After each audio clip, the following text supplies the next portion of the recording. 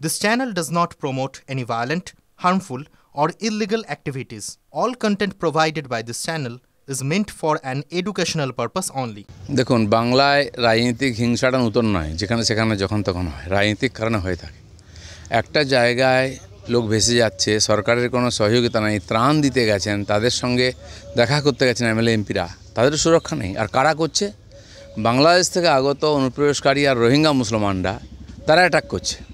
বলা হচ্ছে জনরোষ, তারা দিব্যি আছে, ওখানে কোনো বন্যায় ক্ষতি হয়নি যারা গণ্ডগোলটা করেছে। আর যেখানে ক্ষতি হয়েছে আদিবাসী সমাজ আছে, তার সঙ্গে দেখা করতে গেছিলাম আমাদের এমএলএ এমপিরা, আমাদের রাজ্য সভাপতি, তারা ফেরার সময় তাদের উপর অ্যাটাক হচ্ছে আর পুলিশ দাঁড়িয়ে দাঁড়িয়ে মজা দেখছে।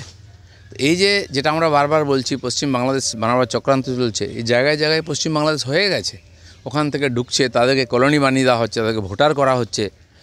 আর এরা এখানকার সরকারি যোজনার টাকা পয়সা সব লাভ নিচ্ছে। দ্বিতীয়, এরা রাজনৈতিকভাবে এদেরকে ব্যবহার করে বিরোধীদেরকে, বিশেষ করে বিজেপিকে আটকানোর চেষ্টা চলছে। এই জন্য এসআইআর হওয়া খুব দরকার আছে। এই উৎপাতগুলো, এই সমাজবিরোধীগুলো যতক্ষণ না বাংলা থেকে বাইরে যাবে, ততক্ষণ বাংলায় না ভোট হবে, না রাজনীতি হবে, না উন্নয়ন হবে।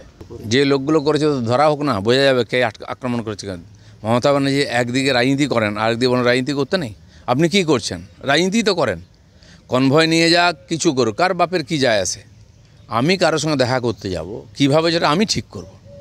যে তুমি সরকারে আছো, তোমার দায়িত্ব হচ্ছে এখানে আইন শৃঙ্খলা রক্ষা করা, প্রোটেকশন করা, যেখানে চোর ডাকাত আছে তাদের সামলানো। চোর ডাকাতদের নিয়ে, গুন্ডাদের নিয়ে যদি রাজনীতি করা হয়, সারা পশ্চিমবাংলা এটাই হবে। আর আজকে যে খুন খারাপি হচ্ছে, টিএমসির লোকেরাও মারা যাচ্ছে, এই সমস্ত লোকেদের ব্যবহার করে রাজনীতিতে হিংসা ছড়ানো। মমতা ব্যানার্জি কী করছেন? ছবি তুলছেন, দাম বাজিয়ে নাচছেন। সবাই ওনার মতো নাচবে নাকি?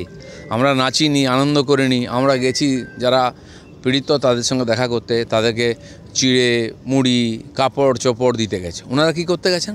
করতে পারছেন না, এক্সপোজ হয়ে গেছে। তাই আজকে যাতে কেউ না যায়, ত্রাণ করতে না পারে, বন্ধ করুন। উনি তো একটাই কাজ করবেন। এখন তো ওনাদের পৌষ মাস, বন্যা হোক, ভূমিকম্প হোক, ঝড় আসুক, গিয়ে দেখবেন কত ক্ষতি হয়েছে, আর মোদিজি টাকা দিন।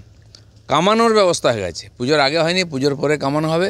এখন উনি বলুন এত ক্ষতি হয়ে গেছে, ক্ষতিপূরণ দিতে হবে। একটাই ডিমান্ড, আর কোনো কাজ নেই।